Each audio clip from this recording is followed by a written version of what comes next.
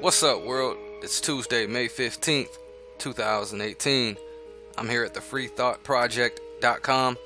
As you can see, the title is DEA knowingly gave addicts and drug dealers licenses to prescribe opioids, fueling the epidemic. Drug dealers, drug addicts, convicted felons, and the deceased are among the thousands of individuals who have been given licenses to prescribe opioids by the DEA. This article is from May 13th.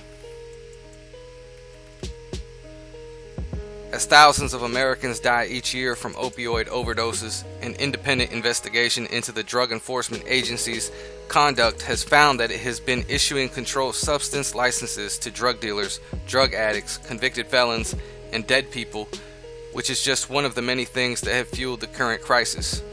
The investigation, which was conducted by the Daily Caller, noted that in 2006, only 510,000 individuals and organizations held controlled substance licenses. As of March 2018, that number had increased drastically to 1.7 million licenses. According to the report, one dentist, for example, admitted to helping an outlaw motorcycle gang manufacture methamphetamine in the early 2000s, which resulted in 2 years of jail time, a DEA document said.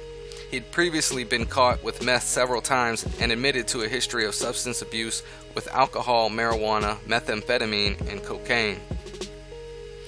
That same dentist was given a license to prescribe controlled substances in 2012. A doctor was also given a license in 2009, even though he had previously had a run-in with the DEA when he was caught distributing cocaine. A doctor was caught distributing cocaine in 1981 but wasn't prosecuted because he cooperated with authorities, another DEA document shows. He was arrested again in 2001 with cocaine and 2 prescription drugs, an opioid and a minor tranquilizer, and pleaded guilty to related charges in 2003. While the total number of DEA licensed providers exceeds 1.4 million people, it appears as though the agency is not doing its due diligence when it comes to regulating how opiates are being diverted from distributors directly to the street corner drug dealers. The Office of Diversion Control, as it's known, is the DEA department that is tasked with policing when opiates are being diverted from legitimate uses to nefarious ones. The pipeline runs from the pharmaceutical company's production line through distributors into pharmacies and further down to drug dealers, but it seems as though they are not doing their job. The investigation found that licenses are also held by both people who have died and people who are in prison.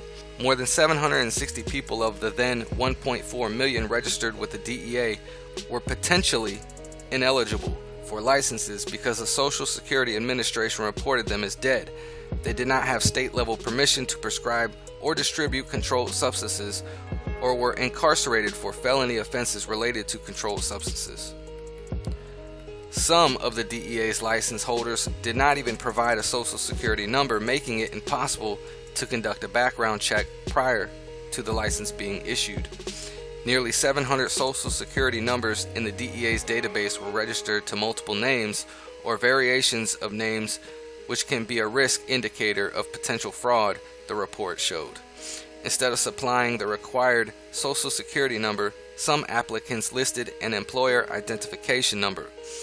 Another nearly 42,000 entries in the DEA's database listed an employer identification number rather than a Social Security number, the GAO found, which makes it more difficult to conduct background checks and prevent fraudulent identities. It is not as if the DEA is underfunded and cannot police the pharmaceutical industry or even its own licensing loopholes. In 2013, the agency took in $328 million in licensing fees. There is more than enough money to hire agents and investigators to oversee the distribution and diversion crimes being committed. But according to last year's former DEA Office of Diversion Control executives who blew the whistle in an explosive report, little to nothing is being done. As the whistleblowers allege, Big Pharma is writing policy for the DEA to protect its distribution network. Not only has Big Pharma placed its lawyers within the agency, but former DEA agents now work for Big Pharma in an incestuous pool that is controlling the opiate supply chain. Joe Ranazizi, former head of the Office of Diversion Control for the DEA uncovered how one West Virginia town of 3,000 people had been shipped 21 million opioid pills, but was stymied into not being able to do anything about it. This is an industry that's out of control. What they want to do is do what they want to do and not worry about what the law is, Ron Assisi told 60 Minutes. And if they don't follow the law in the drug supply, people die. That's just it, people die. This is an industry that allowed millions and millions of drugs to go into bad pharmacies and doctors' offices that distributed them out to people who had no legitimate need for those drugs. After Ron Assisi exposed the diversion pipeline in West Virginia as well as other diversion hotspots, the former DEA executive said Congress passed a law making it nearly impossible for anyone to do anything about it. It is called the Ensuring Patient Access and Effective Drug Enforcement Act, which was passed in 2016 and signed into law. He said top DEA officials, along with big pharma lobbyists, helped draft the law, further shielding their profits from DEA fines for diversion infractions. The new law makes it virtually impossible for the DEA to freeze suspicious narcotic shipments from the companies, Ron Assisi said.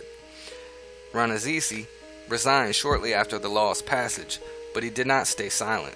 Unfortunately, it is now up to the American people to take on the opioid crisis head on.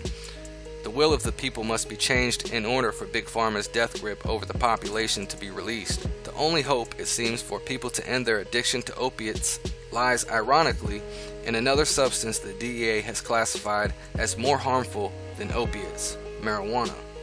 As the Free Thought Project has reported, doctors in Boston have over an 80% success rate ending opiate and heroin addiction using concentrated forms of cannabis. Until cannabis is made legal nationwide, opiate-addicted Americans will continue to seek out their drugs, which the DEA is all too complicit in supplying. So a good article here from thefreethoughtproject.com. Everyone, please leave your comments and opinions. Let me know what you think. Take care. God bless.